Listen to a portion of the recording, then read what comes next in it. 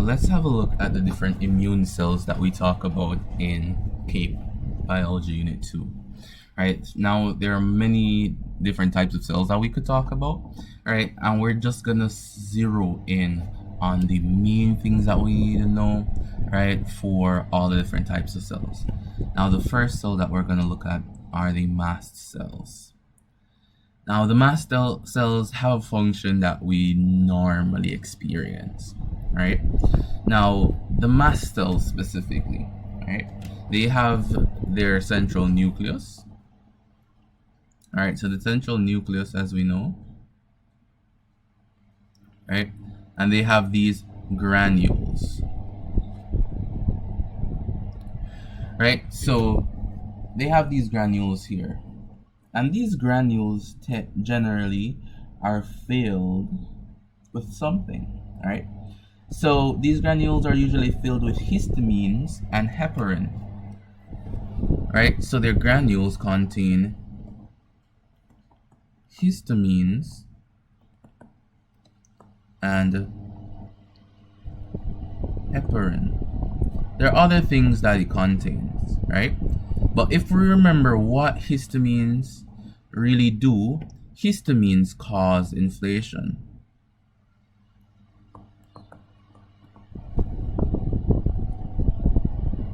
Well, would I say inflation? Probably I should put inflammation.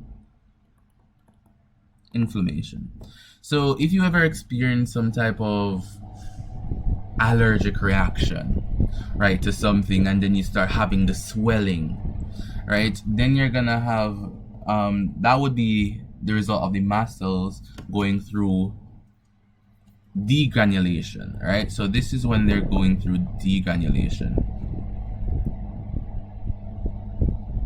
right, to release these histamines and heparin into the blood, right? So it causes the blood vessels and tissue to start becoming swollen, right? And it does increase the temperature of the body a bit, right?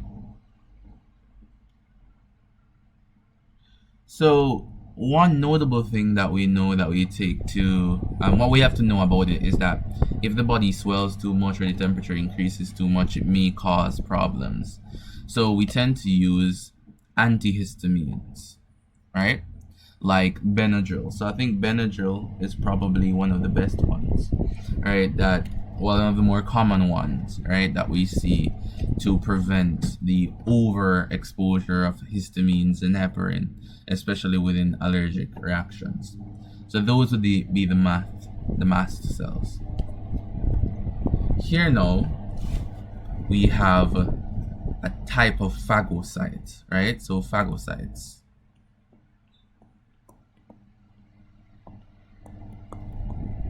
Right, so we would have known phagocytes from generally CSET biology.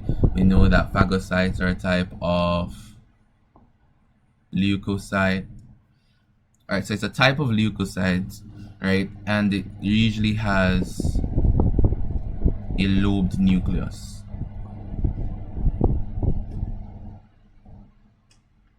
Right, so we normally see lobe nuclei in phagocytes. Right, so it's really important to note. So this weird looking thing here is its nucleus. So it usually has lobed nuclei. And phagocytes specifically, right, go through something called phagocytosis.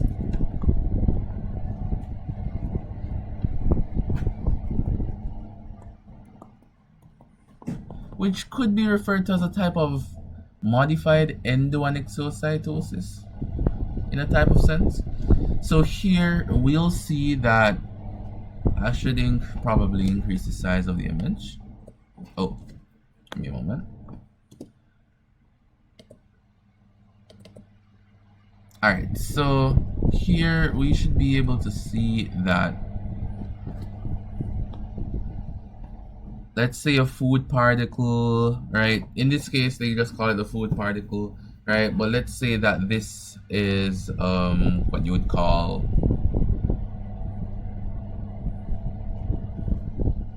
a pathogen, right?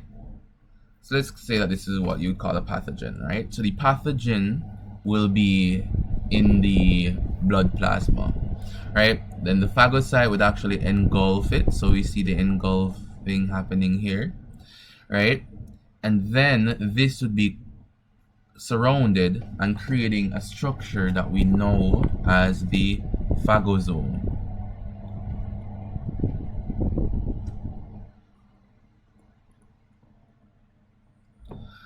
Right? So here we're going to see that different lysosomes. So the lysosomes start to attach to the phagosome. Right? So the fusion of lysosomes with the vacuole create the entire phagosome here.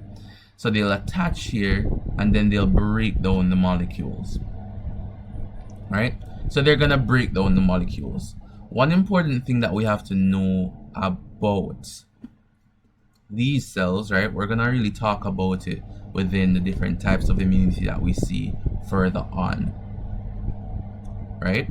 We're gonna talk about it, right?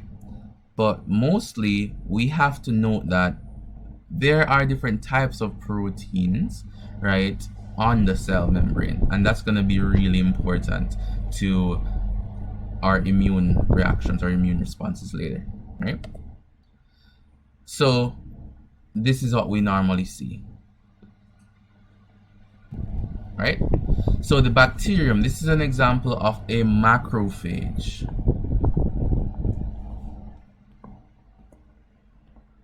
Which is a phagocyte, right? So a macrophage. So the bacterium is engulfed by the macrophage, right? It creates a vacuole. The lysosomes fuel, creating their entire phagosome, right? And then the bacteria is broken up. So what we notice is that with bacterium, right, they tend to have different types of surface proteins. Right, so they tend to have different types of surface proteins. These surface proteins, right, we're gonna look at these types of surface proteins a bit later, right? But one thing that they find on them, which I'm just gonna draw a structure similar to that in the diagram, would be their MHC complexes. So we're gonna see that the MHC complex, which is a major histocompatibility complex, we're gonna see that the MHC complexes, major histocompatibility complexes, will be presented on the surface of the macrophage, right? So we're gonna see that. So we have to really note that for the rest of the period here, right? So we notice that this is here, and this is what we start to call an APC, right? An antigen presenting cell, right? So it's an APC. We're gonna look at how that affects us a bit later, right? So that would be there. These now, right, would be a bit different. So notice that this white blood cell does not have a lobe nucleus, right? So it has a spherical nucleus.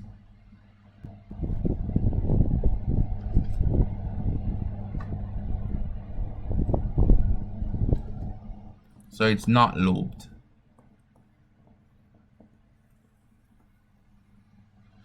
This now is a type, well, lobed, right? This cell now would be a type of lymphocyte.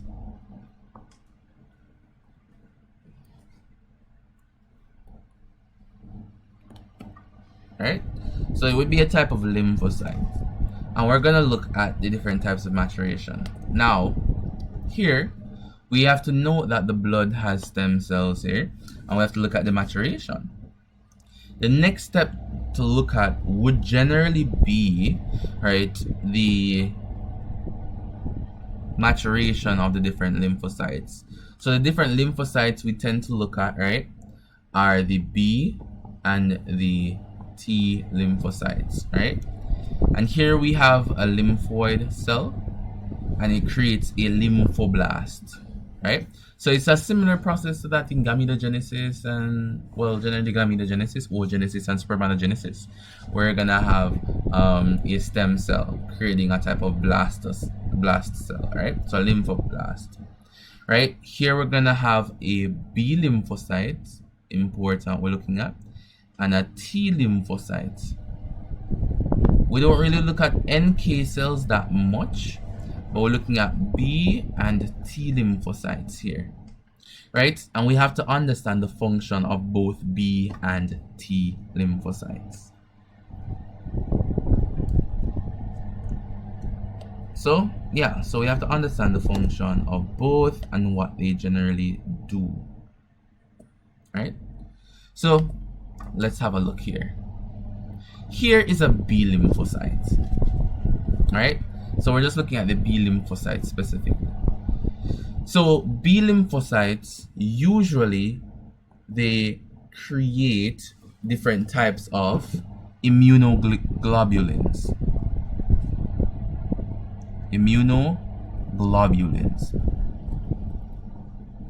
And these are also known as antibodies. Right? So immunoglobulins, also known as antibodies. And these antibodies are prepared in response to antigens. Right? So they're prepared in response to antigens, right? Because this type of immune response, right, involves antibodies or immunoglobulins, right, moving through some type of liquid, right, or moving through liquid, blood or plasma or lymph, right, then we're gonna call this the humoral response.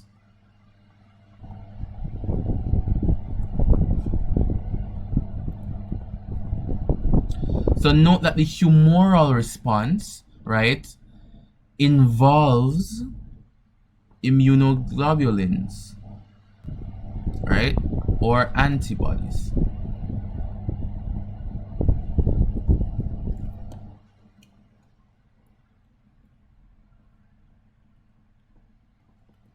Right, so note that. Right, so it doesn't, yeah, so there are different types, right? So we're at the humoral response right now. So what I used to remember is that a long time ago, the different liquids within the body would be called the humors. And because antibodies and immunoglobulins move through the blood or any other type of liquid, then we'll call that a humoral response because it travels, right? So it's not that two cells are touching or two cells are interacting, right? It is one cell producing antibodies, and these antibodies flow towards the pathogens, right? So that is why we would call them the humoral response, right? So we have that there. Now, just recapping what antigens are, right? We have bacterium and viruses here.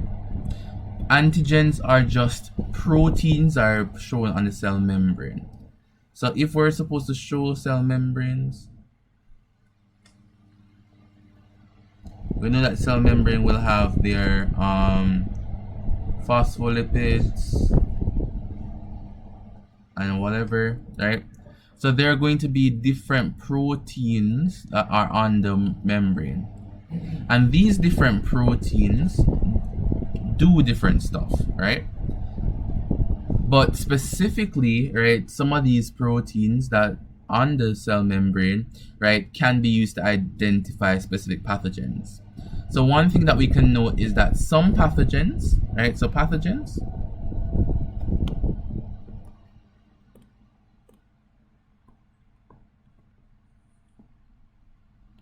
right, create specific antigens. So notice that different pathogens create different antigens, and these antigens are specific to them, right?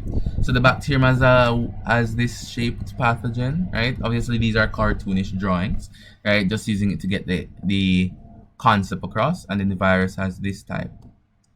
Now notice that there are different antigens, and we have to also note that antibodies will attach to antigens. All right, so antibodies will attach to antigens.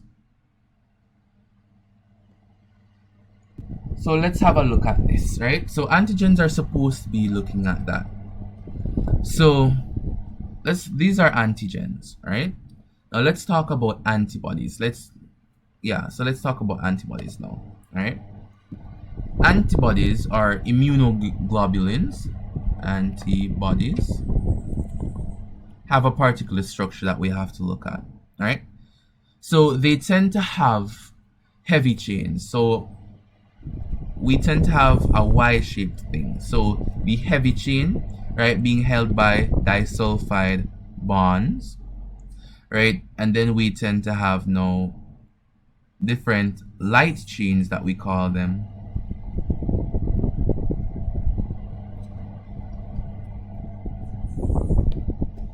Different light chains.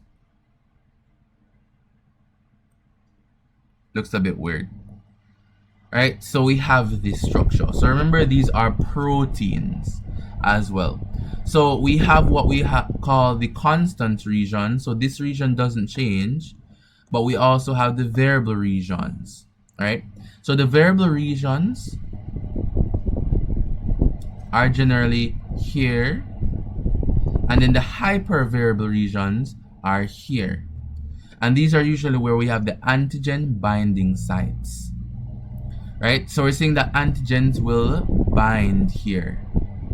So remember what will happen, the phagocytes. Well, let's use the terms that we were learning. The macrophages, right, will engulf a pathogen, and then the macrophage itself, let's call M this macrophage, will now present the antigen as an antigen presenting cell. So it says that, okay, I have engulfed this pathogen, right? So remember that this, the macrophages and phagocytosis, this is non-specific, right? So macrophages really consume anything. So it's non-specific. So I think I should have really mentioned that for up here, that phagocytosis, is a non-specific thing.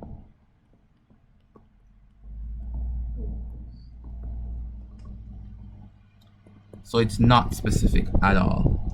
So after it engulfed this pathogen, right, it starts presenting it, right? So it's saying that, okay, I've engulfed this thing, right?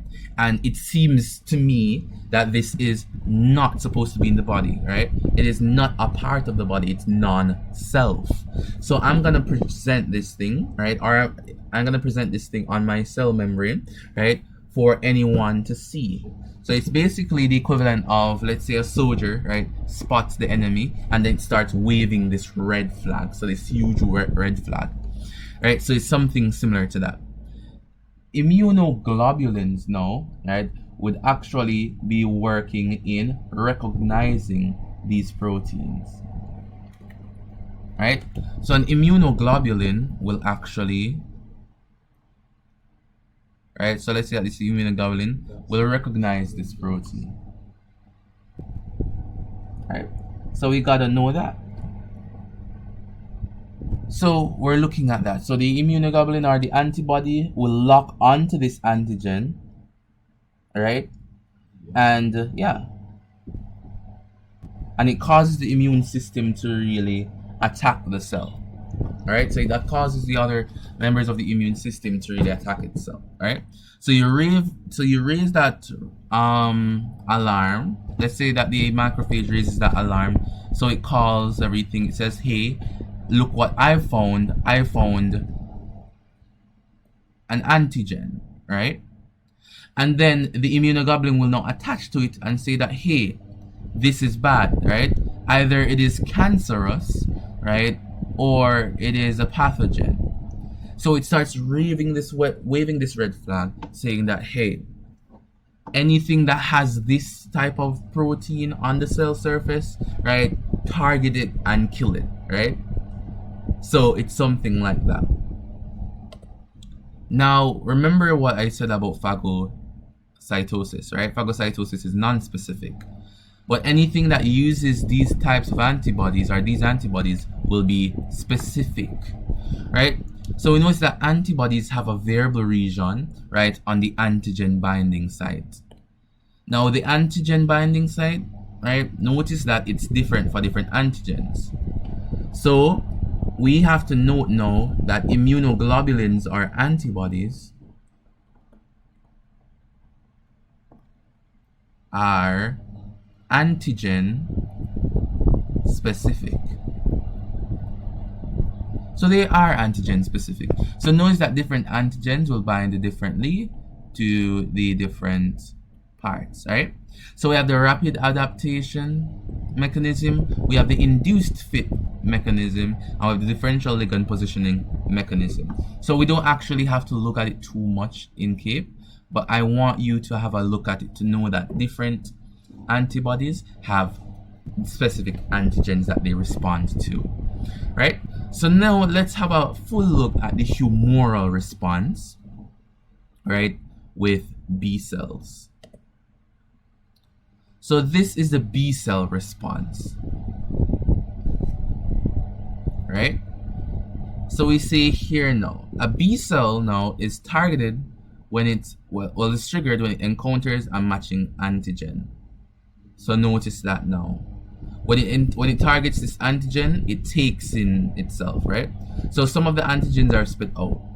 So the antigens are flowing around in the blood after phagocytosis, right? The B cell will engulf that antigen and digest it,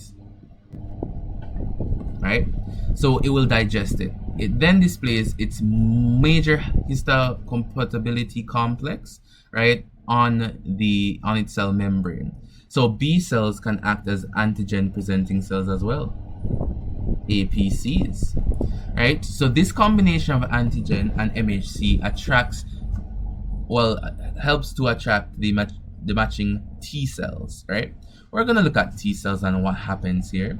The cytokines released by the T cells will help B cells to multiply and mature into antibody producing plasma cells, right? So basically what happens, the B cell breaks down the antibodies, right, from the macrophages, etc., right, and it presents the MHC complex, the major histocompatibility complex, right? And after that, now this complex will actually attract T cells. So T cells, right? So we're really looking at the helper T cells. We're going to talk about them, right? They will now look at this complex. They will release cytokines to proliferate, right, these different B cells, right? These B cells now will go through maturation. So they're becoming mature plasma cells, right? So notice now, right? They divide through mitosis. So they create clones. So these are all clones. And that means that if these are all clones, all the antibodies that they create are monoclonal. So these are monoclonal antibodies. So they create monoclonal antibodies. Released into the blood, antibodies lock onto matching antigens. The antigen-antibody complexes are then cleared by complement cascade or by the liver and spleen, right? So complement cascade, right? It really speaks to the movement of, what happens with complements, right? So complements are proteins synthesized by the liver, right, that enhance immune responses and phagocytosis.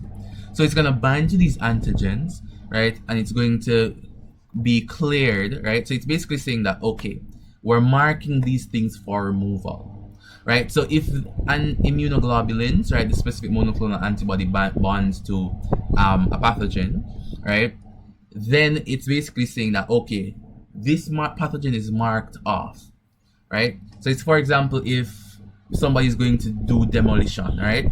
They're marking off the area saying that this is to be destroyed. That is what the antibody does. It waves the red flag. It points a huge sign direction of these cells and say that, hey, right, this matches with my antibody, right? And based on what my antibody is, right, you know that antibody attaches to antigens. So it clearly states that this species has antigens, so it's a pathogen. It's pathogenic in nature, right? So it's marking off this cell, or marking off this environment, saying that this needs to be destroyed. And this is a part of the humoral response, right? So here now we have to know that we have the B cell, right? So we have the B cell receptor and the antigen will attach to it. So we have to remember that they are specific. So the antigen can't bind at first, but we have another one. So remember, it's antigen specific. So it bonds to a B cell that is antigen specific, right? The helper T cell will now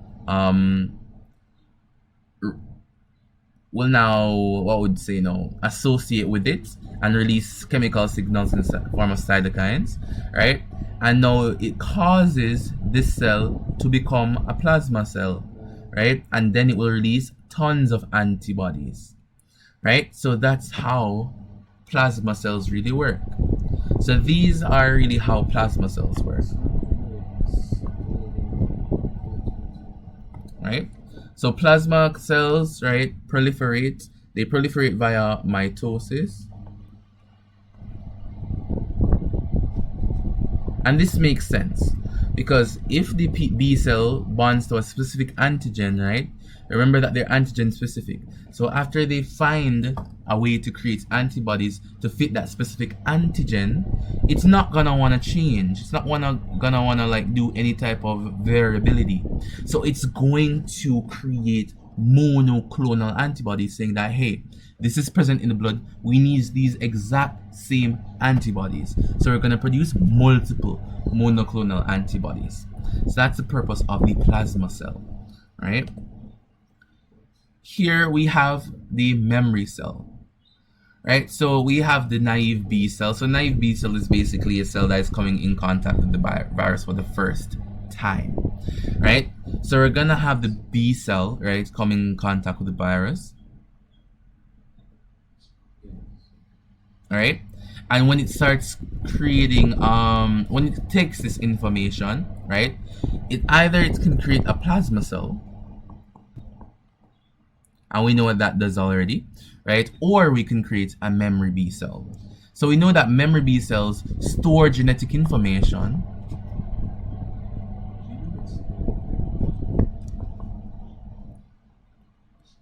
So store genetic info, right, specific to the construction, right, for the production of antibodies. So it's saying, hey, right, we are creating plasma cells that create monoclonal antibodies non-stop. But just in case this pathogen returns, we're gonna store this information for long periods within the body in the form of our memory B cell, right? So how we create these antibodies, remember that antibodies are proteins. So we're gonna store the genetic information that is used to create this antibody specific to this antigen, right? So let's say that if we have pathogen A, so PA, right? So if we have PA, then we're gonna have the humoral response, right? And it's gonna create two paths, right? We're gonna create plasma cells that creates, let's say, immunoglobulin A that is specific to pathogen A, right? So for pathogen A, right? That is what they're gonna create. They're gonna create immunoglobulin A to combat here. But see, even in case that PA returns again, we're gonna create memory cells for immunoglobulin A. So we're saying that in case PA returns and we see this antigen again, we're going to say, hey, the immune cells are, we're going to call the memory cells are going to say that pathogen A has returned, right? So proliferate into plasma cells to produce more of immunoglobulin A. So that's why the second immune response is usually faster. And we're going to look at that in a diagram, right? So that is that there. Now we have to move on to T cells. So T cells work a bit differently, right? So let's look at this. T cells are mobilized when they encounter a cell such as a dendritic cell. So a dendritic cell is the major antigen presenting cell, right? Or B cells that have digested. So we notice that they can encounter B cells. Remember in this, right? We have the B cell here and we have the T cell here. So it really activates, right, after coming into contact with those, right? So here, so B cells that have digested an antigen and are displaying the MHC complexes, right? So we see here, right, that the cell here has an MHC complex, and the T cell comes into contact with that now. So the T cell, the cytokines, right, help the mature T cell. So when the T cell really binds here to the MHC complex, it will release cytokines, right? So cytokines are these small molecules that help with the proliferation of B cells, of naive B cells into mature plasma cells, right? Or helps naive T cells. So the MHC antigen complex activates the T cell receptor and secretes cytokines. So that's what we're talking about, right? So we're looking at this now. So at the release of cytokines now, right? So some T cells become helper T cells, right? So let's see if we can look at that. So the helper T cells, right, secrete cytokines that attract fresh macrophages, neutrophils, and other lymphocytes, and other cytokines, right, to direct recruits once they arrive to the scene, right? So it would be something like this, right? So we have the macrophage, for example. It can happen to a B cell or a macrophage, right? So it's either it can happen to a macrophage or a B cell. So it's not that it only happens to B cell, not that it only happens to macrophages, right? So after the helper T cell does this, it's going to release cytokines, right? It's gonna release a lot of cytokines. So cytokine release. So it's gonna release a lot of them. And remember what it does, right? The cytokines will attract other things. So it's similar to what's happening here with the foreign pathogen on the B cell, where it presents a red flag, right?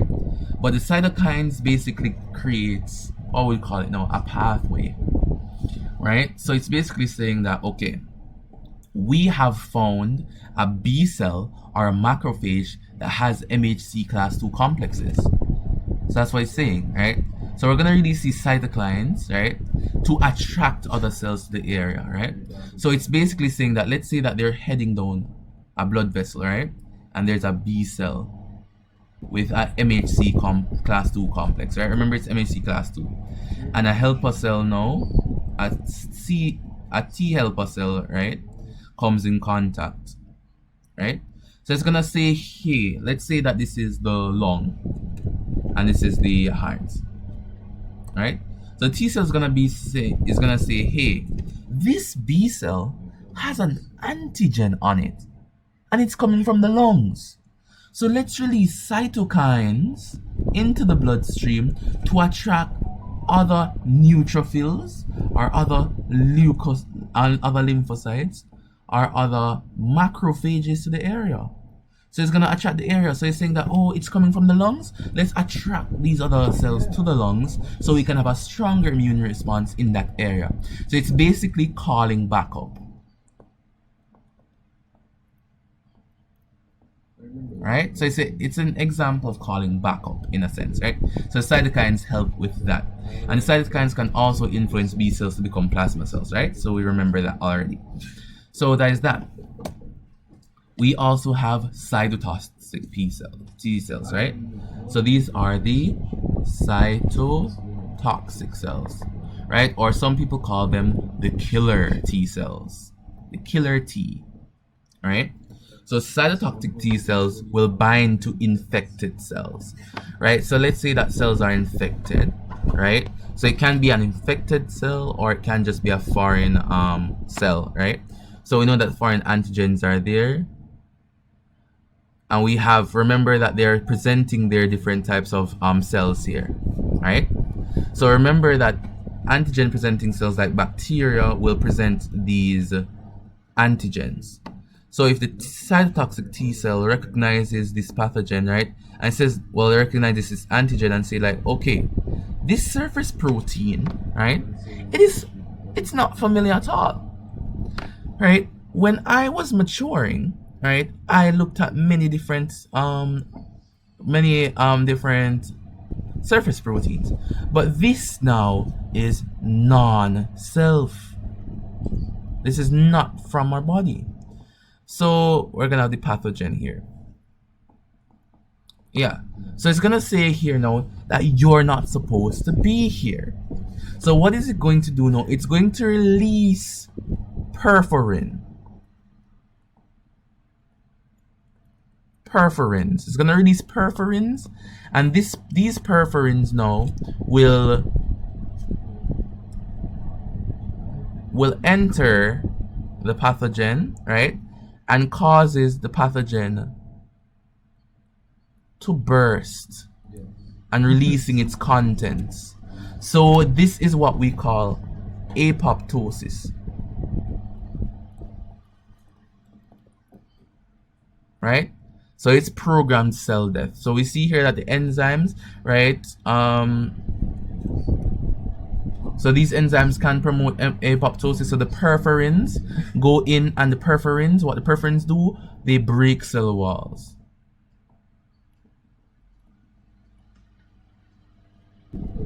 Right? So they try to perforate. So they create types of penetration to the cell walls, and then the enzymes go in and unravel it. So it creates this. So it destroys the cell, and this is apoptosis here. All right. We also have memory T cells. So it's similar, right? So when the naive T cell, remember that all the cells on their first interaction are naive cells, right? So when they interact with the pathogen now, right, it's either going to differentiate into a central memory T cell, and we know that stores information of the pathogen, right, of the complex that the antigens, right, that it has on the surface of the cell, right?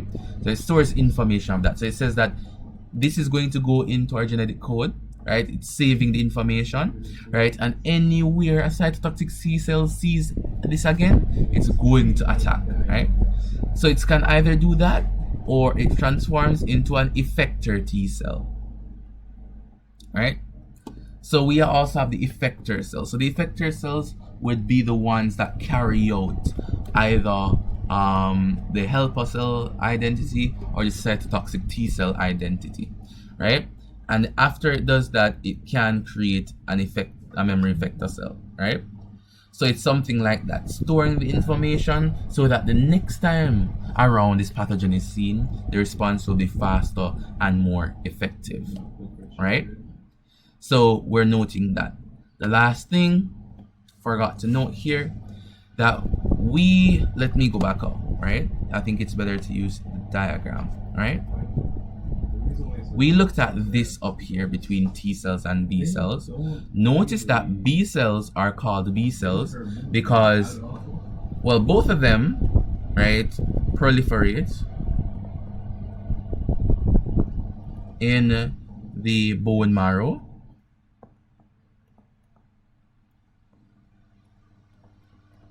Right? So our bones create our immune cells. Also, well, most of our cells, the bones create. Right? So the bones create our immune cells, right? The reason why the B cells are called B is because they mature in the bone marrow.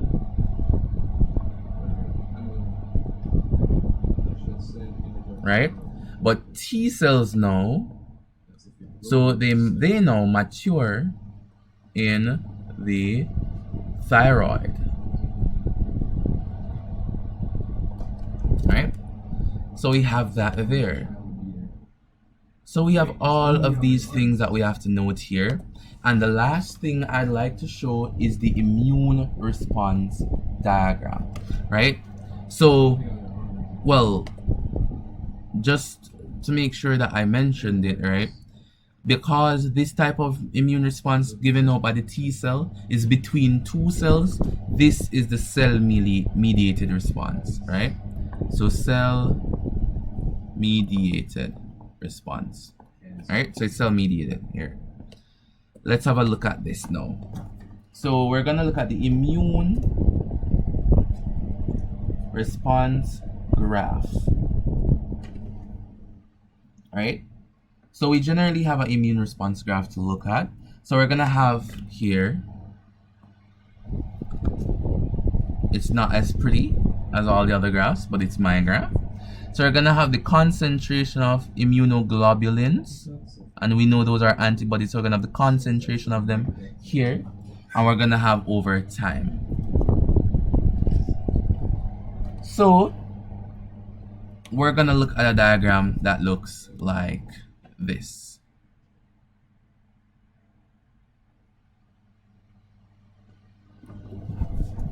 Right? Now for this diagram, right, we're gonna note here now, here would be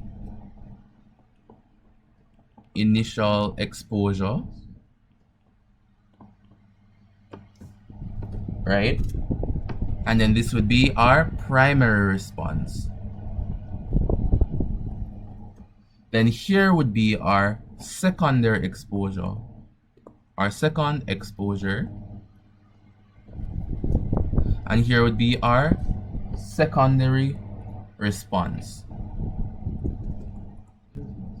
So why does it change, right? We're seeing that at our initial response, exposure, it is really slow to really get our entire response going, right? Let me make sure that I'm not bringing any misconceptions. This should be a slope, right? So it's a slope. Right, so it starts off really slow right here, and then it starts to pick up speed. Right, this is because the body is encountering the pathogen for the initial or the first time. It takes a while for genetic information to be rearranged. It takes a while for immunoglobulins to be created perfectly for specificity. Right, so we're gonna have that there. So the immunoglobulin concentration will slowly increase and there won't be a lot. But remember, after the first response is dying down, we have an increase in memory cells. So memory cells are created. That means that when we look at here now for the second response, right, the memory cells say have the information already. The body knows that this has already entered before, right? We know that this is here. We know the immunoglobulin. We know what to create. We know what to expect. So the concentration of immunoglobulins goes skyrocketing because we already have information about it. So the second immune response is always bigger, better, and greater. So it's because of that. And this is one of the concepts that run vaccination. So vaccination is a concept. We know that vaccination, right? I would like somebody to put in the comments what vaccination is. What type of immunity, right, does vaccination acquire, right? So we're looking at that, right? So when the vaccines are entered into the body, right, they are usually weakened. So weakened pathogens. So usually sometimes the pathogens are alive but weakened, and sometimes they're just antigens. Because we know that we create antibodies based off antigens. That means that if we introduce these into the blood, right, So let's say that we're trying to have a COVID-19 vaccine, right? We introduce these things into the blood, right? For the body to have an initial response to it. They're weakened. It's either the pathogen is weakened so the body will have a easier time fighting it, right? To create antibodies, right? Or they just give us the antigen, right? And then the body will create immunoglobulins for that. Notice I'm using antibodies and immunoglobulins interchangeably. Notice that, right? So the first immune response will be fine. So in the second exposure now, when that actual thing comes into the environment, let's say that you have the COVID-19 vaccine already, the body has used the vaccine components to create memory cells. Know that when actual COVID-19 comes, the body is going to be better able to respond because it already has knowledge on this pathogen. Right, so that is one of the principles that govern vaccination. Right, so that is what I have here for you today. So let me just do a brief recap of the information. Right, so we looked at immune cells. Right, so we looked specifically at the mast cells and their granules containing histamines and heparin, and through degranulation they create inflammation, and that's why we take antihistamines, reduce inflammation. We looked at phagocytes and their lobed nuclei, and looked at the macrophages with their phagocytosis, right? Having antigens on their cell bodies, right? So antigen presenting cells. We also looked at lymphocytes that have normal nuclei, so that's a good description between them. We also had a look at the maturation of the B lymphocyte and the T lymphocyte. So the B lymphocyte and the T lymphocyte both proliferate within the bone marrow, but B lymphocytes mature in the bone marrow. They stay there, and T lymphocytes move to the thyroid for maturation. That's why it's T for thyroid and B for bone marrow. Then we looked at we looked at immunoglobulins, right, and the humoral response. So we know that B cells go through humoral response, right? We just briefly looked at antigens as protein presentation on the cell walls, and we also looked at the specificity of immunoglobulins as well as the structure of immunoglobulins. Then we looked at the B cell humoral response, right? Looking at the proliferation of plasma cells being the main purpose to create monoclonal antibodies, right? And we looked at the memory cell, the main purpose storing the information it takes to create these antigen-specific monoclonal antibodies. Then we looked at T cells, right? So we know that T cells, there are different types of T cells. The T cells usually go through cell-mediated response because the cell-on-cell immunity, not immunoglobulin on cell, but cell on cell. That's why it's cell-mediated, right? And we looked at the fact that when naive T cells can go to the NMHC complexes of these infected cells or pathogens, they release cytokines that help with the proliferation of plasma cells, right? Or help create, right, some type of response. So this response could either be through helper T cells, as I said, creating the cytokines for proliferation and to call in backup from the different types of cells that we would see, right? And we also have, right? And we would also have, hold on one moment. Don't worry,